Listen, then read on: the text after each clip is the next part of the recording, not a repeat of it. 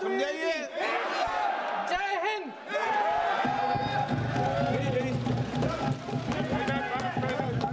Doctor Shrikant Shinde. धन्यवाद सभापति महोदय कि आपने मुझे इस महत्वपूर्ण विषय पर बोलने का अवसर दिया। आज ऑपरेशन सिंदूर की कामयाबी पर यहाँ पर चर्चा हो रही है। मैं अपनी पार्टी शिवसेना और अपने नेता एकनाथ शिंदे जी को धन्यवाद देता हूँ। और आज मैं यहाँ पर सेना को बहुत बहुत धन्यवाद देता हूँ कि आज सेना ने जो ऑपरेशन सिंदूर, सर देखिए हाउस ऑर्डर में लाइए सर। 1.5 लाख रुपया दे के आया हूँ, एक दिन के लिए आपकी अंतरात्मा मर चुकी है क्या? Nobody is speaking। मैं 1.5 लाख रुपया एक दिन के लिए आया हूँ त्योहार से यहाँ तक। मुझे बोलने दीजिए, मैं कश्मीरी हूँ। ऑपरेशन सिंदूर मेरे इलाके में लड़ा गया, लाशें मेरी गिरी। सर देखिए उधर खड़े सब बैठूंगा तो और क्या करूँगा? विशाल बोलिए शिंदे जी, बोलिए शिंदे जी। प्लीज ऑर्डर में सर, प्लीज बैठिए।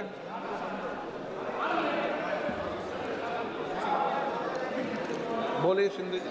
सर बहुत बहुत धन्यवाद।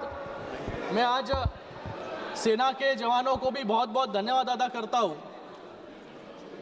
कि आज ऑपरेशन महादेव के माध्यम से उन 26 परिवारों को न्याय देने का काम हमारे सेना के जवानों ने किया। आज उन सेना के जवानों के लिए कुछ पंक्तियां यहां पर मैं बोलना चाहूंगा। दुनिया को इस नए भारत का यशगान सुनाया है हमने। दुश्मन के घर में घुसकर आतंकवादियों को मार गिराया है हमने। धर्म पूछकर बहनों का सिंदूर मिटाया था तुमने, उसी सिंदूर को बारूद बनाया है हमने। हर देशवासी के दिल में देशभक्ति की ज्वाला जलती है।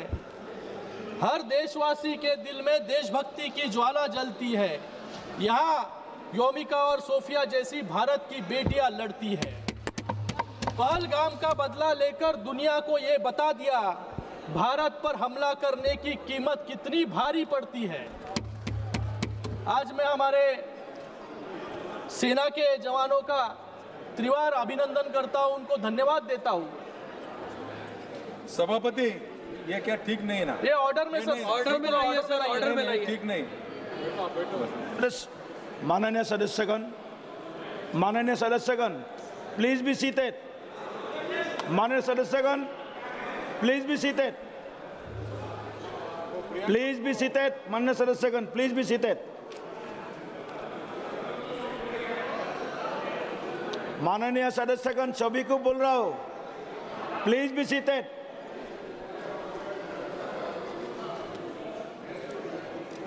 Please start. मैं यहाँ पर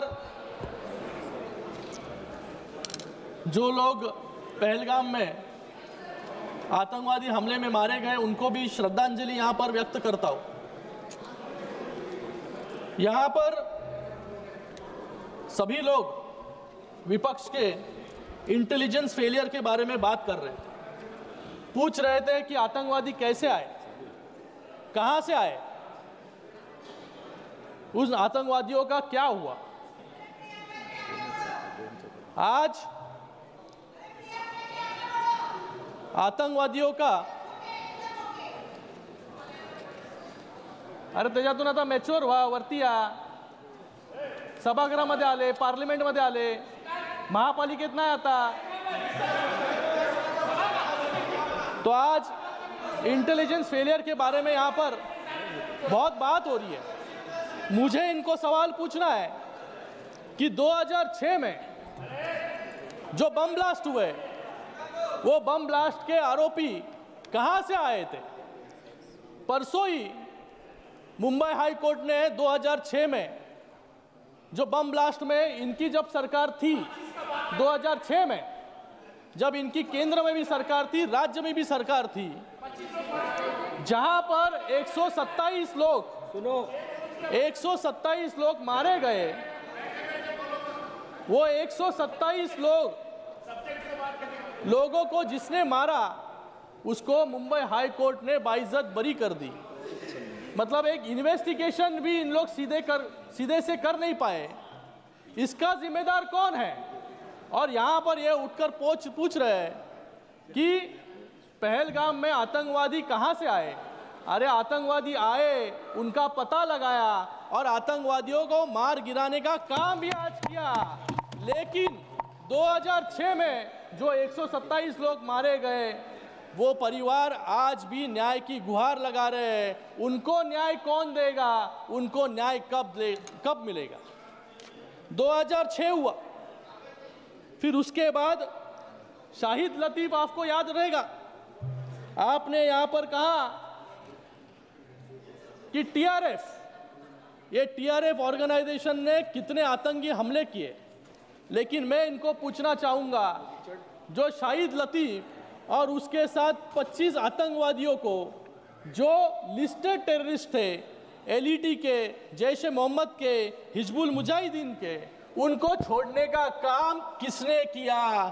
जिसने फिर पठानकोट पर हमला किया। ये शहीद लतीफ को छोड़ा क्यों? हमारे गृह मंत्री ने यहां पर कहा कि पोटा का कायदा हमारी सरकार लेकर आई, लेकिन वो पोटा का कायदा रद्द करने का काम, रिपील करने का काम किसने किया? कांग्रेस ने किया। इसलिए इतने आतंकवादी हमले जो देश पर हुए, वो ये पोटा का कायदा रद्द होने के कारण यहां पर किए।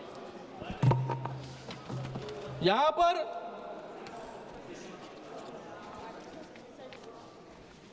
पहलगाम में जो लोग मारे गए, उनमें जो मारे गए थे, उनमें से 3 लोग मेरे कॉन्स्टिट्यूएंसी के थे। जब मैं उनको श्रद्धांजलि देने गया वहां पर, तब उनके परिवारों में मैंने देखा, परिवारों के आंखों में देखा उनके अपनों का खोने का दर्द। 3 परिवार पूरी तरह से उजड़ चुके थे। वो सवाल पूछ रहे थे कि हमें न्याय कब मिलेगा। लेकिन आज उनके परिवारों को लगा रहेगा कि आज सरकार के माध्यम से और हमारी सेना के माध्यम से उनको न्याय देने का काम जो है आज यहां पर हुआ है। आत्मा को शांति मिली आज। उन्हीं जैसे 1993 के बम ब्लास्ट में, 2006 के ट्रेन ब्लास्ट में, 26/11 के आतंकी हमले में और दिल्ली ब्लास्ट में, ये परिवार जिनके परिवारों के सदस्य जिन्होंने खोए, वो आज भी न्याय की पुकार कर रहे हैं। आज वो भी इंतजार कर रहे हैं कि उनको न्याय कब मिलेगा। ये क्यों हुआ? कांग्रेस की विफलता और फॉरेन पॉलिसी फेलियर के कारण। आज 2006 में मैंने कहा आपको, कोर्ट ने कहा लैक ऑफ एविडेंस, मतलब आप वहां पर प्रूव नहीं कर पाए कि 2006 का ट्रेन ब्लास्ट किसने कराया। इसलिए आज उनके परिवार भी न्याय की गुहार लगा रहे हैं। आज यहां पर कुछ लोग 2006 हमारे सदस्य साथी अरविंद सावंत जी कल पूछ रहे थे कि 2006 वालों को न्याय कब मिलेगा, 2006 में ट्रेन में मारे गए लोगों को न्याय कब मिलेगा। मुझे उनको कहना है कि अगर बगल में पूछ लेते तो उनको पता चल जाता। कल कुछ लोग यहां पर बोल रहे थे कि ऑपरेशन सिंदूर एक तमाशा है। मुझे उन लोगों को यहां पर कहना है कि जब 2008 में मुंबई में बम ब्लास्ट हुआ, तब इनके मुख्यमंत्री एक बॉलीवुड के डायरेक्टर को लेकर जाकर ताज में उनको लेके जाने का काम इनके ही मुख्यमंत्री ने किया फिल्म बनाने के लिए। फिर बाद में इनके ही गृह मंत्री ने कहा कि बड़े बड़े देशों में छोटी छोटी बातें जो है होती रहती है। फिर इनके ही जो गृह मंत्री थे, जो 3-3 बार जो है कपड़े बदलते थे, ये तमाशा तब होता था। लेकिन आज फैसला ऑन द स्पॉट। आपके गृह मंत्री के बारे में बात कर रहा हूं, तब के पुराने गृह मंत्री। और यहां पर मैं कुछ सवाल पूछना चाहूंगा। आतंकवादी इकबाल मूसा जो 93 ब्लास्ट में दोषी पाया गया, ये इकबाल मूसा मुंबई में जब लोकसभा के चुनाव शुरू थे तब यूबीटे के प्रत्याशी के प्रचार के लिए 93 के बम ब्लास्ट का कन्विक्ट यहां पर उनका प्रचार करने आया था। और आज वही पूछ रहे हैं, बताओ उत्तर दो। आज वही पूछ रहे हैं कि ये आतंकवादी जो आए हैं वो कहां से आए। अरे ये इकबाल मूसा कहां से आया? ये इकबाल मूसा किसके प्रचार में आया? ये इकबाल मूसा कौन से पार्टी के प्रचार में आया? ये भी अरविंद सावंत जी को बताना होगा।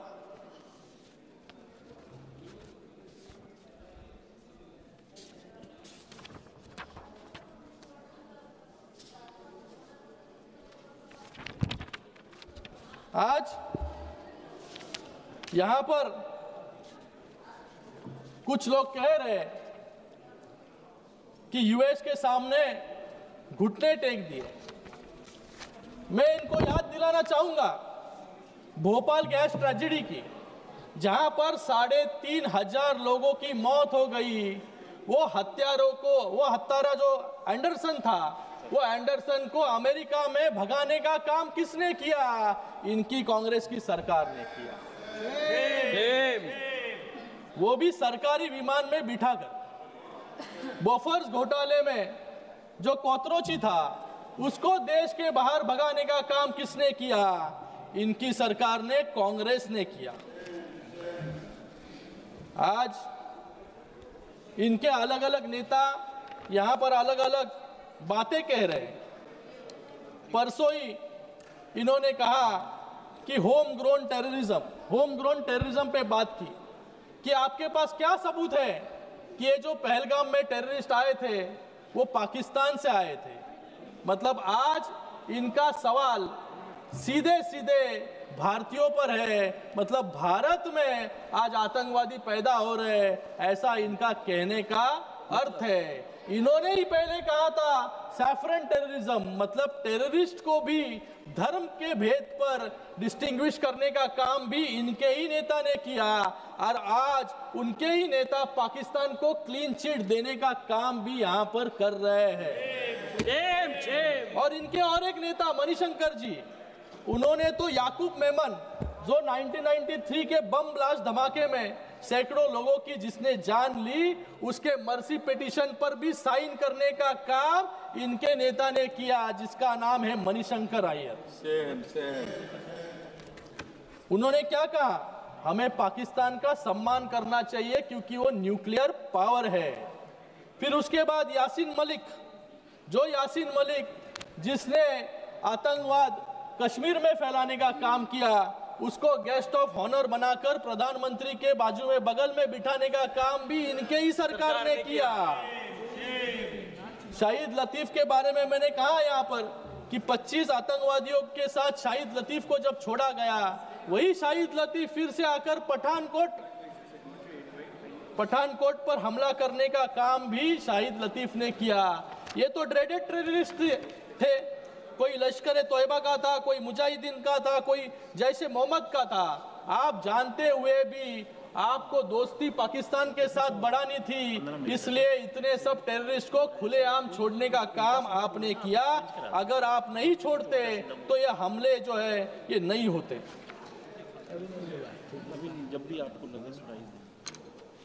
कांग्रेस ने तब दोस्ती के नाम पर चीन को अक्साई चीन भेंट कर दिया, दोस्ती के नाम पर कोको द्वीप समूह म्यांमार को दे दिया, दोस्ती के नाम पर जब 1948 में जब हमारी सेना ने पूरी पाकिस्तानी कबालियों को, ट्राइबल आर्मी को खदेड़ दिया था, तब भी जाके आपने युद्ध विराम लगाने का काम किया। जो बायलैटरल इशू था उसको इंटरनेशनल बनाने का काम आपने ही किया। और आज आप ही पूछ रहे हो कि पीओके कब लोगे? अरे पीओके देने का काम तो आपने किया, ये पाप आपने किया। लेकिन आपको बता दूं, जिस तरीके से 370 हटाने का काम किया, राम मंदिर बनाने का काम किया, वक्फ का निर्णय लेने का काम किया, पीओके भी जरूर जो है हिंदुस्तान का हिस्सा बनाने का काम भी हमारी ही सरकार में होगा। आज जो अफजल गुरु, जिस अफजल गुरु ने इस लोकतंत्र के मंदिर पर हमला किया, उसके लिए भी इनके तब के गृह मंत्री को बहुत ज्यादा सहानुभूति थी। उन्होंने कहा था कि there were grave doubts about his involvement, he could have been imprisoned for life without payroll.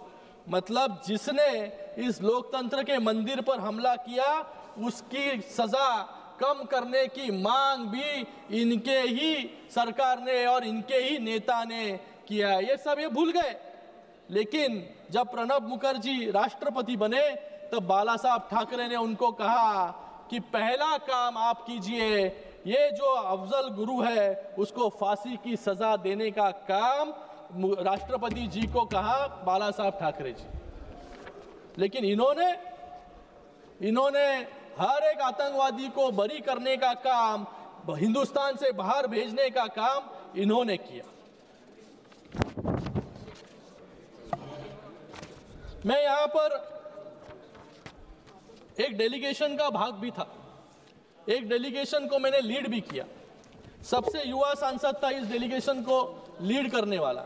मैं इसके लिए प्रधानमंत्री नरेंद्र मोदी जी का, अमित शाह जी का और एक्सटर्नल अफेयर्स मिनिस्टर जी का भी धन्यवाद अदा करता हूं कि आज उन्होंने एक डेलीगेशन लीड करने का मौका मुझे दिया।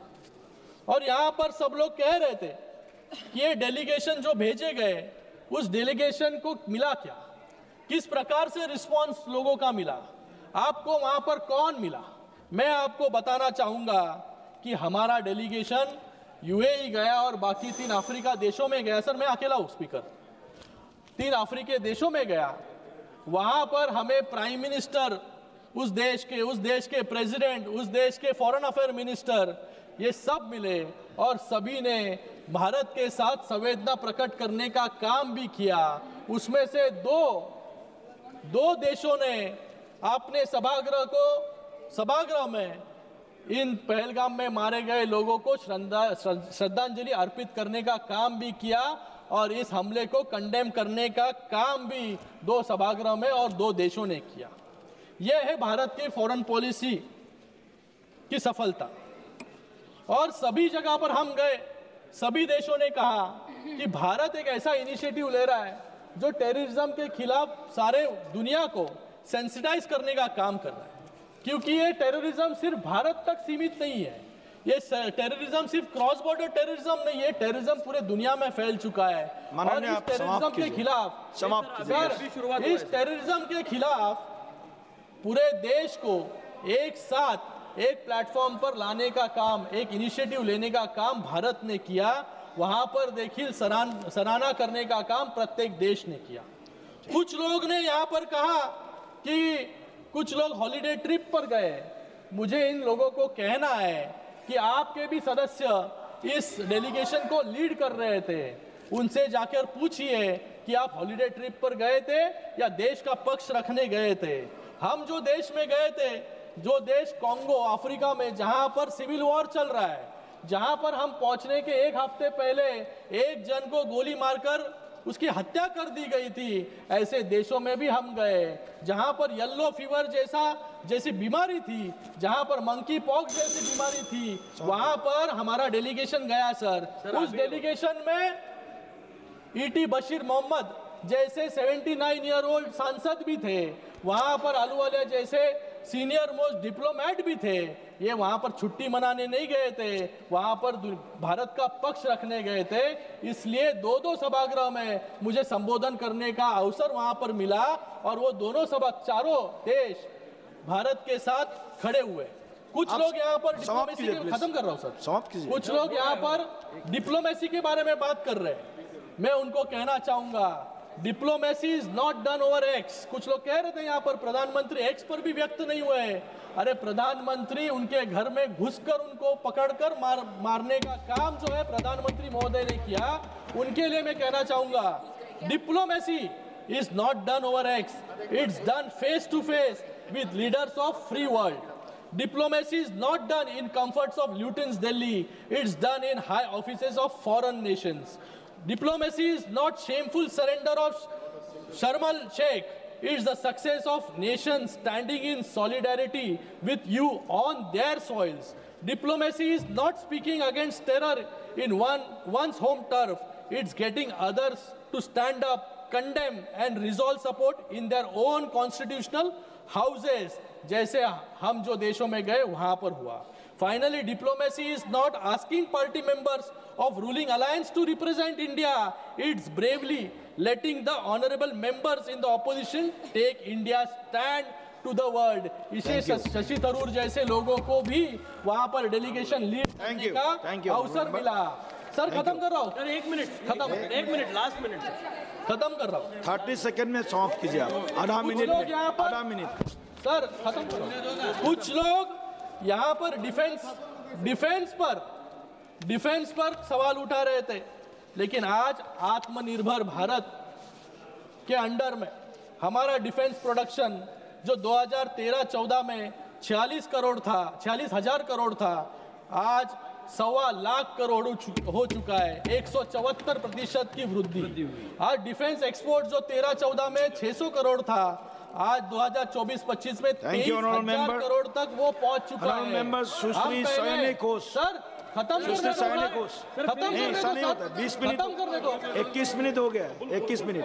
आज हमारा 85 से ज्यादा देशों को वेपन सप्लाई करने का काम हमारा देश यहाँ पर कर रहा है।